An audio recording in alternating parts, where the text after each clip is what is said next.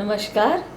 आज मैं अपने पिताजी डॉक्टर छैवर सिंह जी से और विस्तृत चर्चा करने जा रही हूँ अध्यात्म पर कि बच्चों को इसका लाभ कैसे मिले। पापा बताइए। देखो सरिता, किताबों से पढ़ के क्या करना चाहिए क्या नहीं करना चाहिए तो बहुत बताया जा रहा है। लेकिन ये जो सामान्य तरीके से जो हम जीवन जीते हैं उसमें जैसे तुम बताने की कोशिश कर रही हो बच्चों को, वो सही है। किसी तरीके से उनमें दो चीज़ें मतलब बताना उनमें आ जाए तो बहुत अच्छी बात है। उदाहरण के लिए, एक तो जो भी काम वो कर रहे हैं, जैसे आजकल पढ़ाई है उनका, वही टॉप प्रायोरिटी है, उसके प्रति पूरा समर्पण है। और दूसरा, जो अपने जीवन में परमात्मा का नाम जोड़ना। अब हम लोग तो जिस पद्धति में आए, हमको ये बहुत अट्रैक्टिव लगा था, वो बिल्कुल सही देख रहा हूँ। उन्हें यही कहते थे हमारे गुरुदेव जी कि भाई आप अपना काम करते रहो और साथ साथ एक चीज़ और जोड़ लो अपने जीवन में, परमात्मा का नाम। तो यही तो है। अब बताने का तरीका ये तो बता दिया, लेकिन बच्चों को कुछ कैसे उनमें आदत पड़ जाए, तो उसके लिए जो तुमने बनाया ना बच्चों के लिए टिक डायरी है, ये तो हमको बहुत अच्छी लगती है।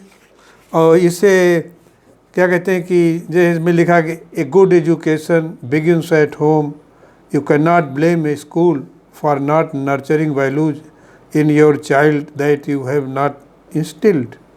तभी इस टिक डायरी में अपने अनुभव के आधार पर या जो भी आपने स्वाध्याय किया, अपने जो सिस्टम फॉलो करती है उसके अनुसार बड़ा अच्छा है। यही तो इनको अनुशासित कर देगा।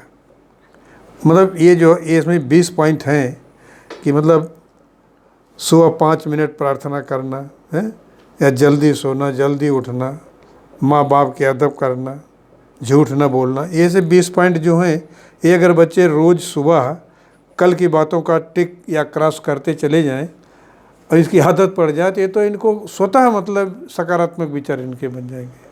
तो यही तरीका है। और किताबों से ले करके पढ़ करके, हाँ अगर हो सके तो इनके माता पिता को ये चाहिए कि कोई पत्रिका बहुत छोटी छोटी बच्चों के लिए आती हैं रिलीजियस संस्थानों की, जैसे निरंकारी वाली तुम लोग मंगाती हो, बच्चों के लिए बहुत अच्छा है। हंसती दुनिया तो वैसे हर परिवार में आना चाहिए, हैं? रीडिंग हैबिट होनी चाहिए। और क्या, तो उससे अनायासी पड़ी हुई ये देख लिया कुछ, तो ये धीरे धीरे स्वतः होगा। इसके लिए कोई एक्स्ट्रा क्लास या एफर्ट करने की ज़रूरत नहीं है। ये पार्ट ऑफ लाइफ। देन माता पिता की जिम्मेदारी तो बढ़ती ही है भाई, उनको खुद एक तरीके से साधना में जीवन बिताना पड़ेगा, है ना। और वो ऑटोमेटिक उनका भी स्पिरिचुअल डेवलपमेंट होगा और बच्चों का तो देख देख के होगा, बताना नहीं पड़ेगा कि माँ कैसे करती है, पिताजी कैसे रहते हैं। तो मुख्य व्यवहार और अनुशासन का है खेल। हम तो यही अपने परिवार में सीखे थे, कुछ हमको बताया तो गया नहीं, लेकिन उन लोगों ने कोशिश की, वैसा रहते थे, हैं? और देखते थे। अभी हमने कहीं पढ़ा अध्यात्म क्या है, अध्यात्म में उसमें लिखा था कि जब लक्ष्मी की कृपा आपसे हो जाए तो आप अपने स्टैंडर्ड को मत बढ़ाइए, देने की सोचें। यही तो था गृह जीवन में। हमने देखा गांव का जीवन, अपना काम चलता था और दूसरों को मदद भी करते थे। तो ये गांव से संबंधित नहीं, ये तो हर आदमी की फैमिली लाइफ का है।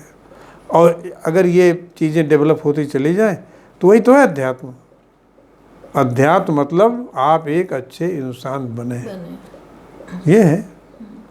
तो बच्चों को, माता पिता को ही ज़्यादा, जितना बच्चों को शिक्षित कर रही हो इससे ज़्यादा तो माता पिता को बताना पड़ेगा, आध्यात्मिक जागृति करानी पड़ेगी कि भाई ऐसा है कि आप लोग भी थोड़ा कुछ स्वाध्याय वगैरह कीजिए, इससे बच्चों पर असर पड़ेगा, है कि नहीं।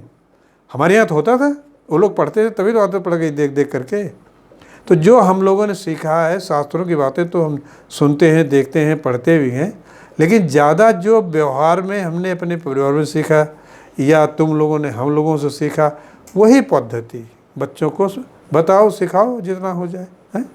और उसमें अगर तुम्हें अच्छा लगता है, सेटिस्फाइड हो, it means you are on right path.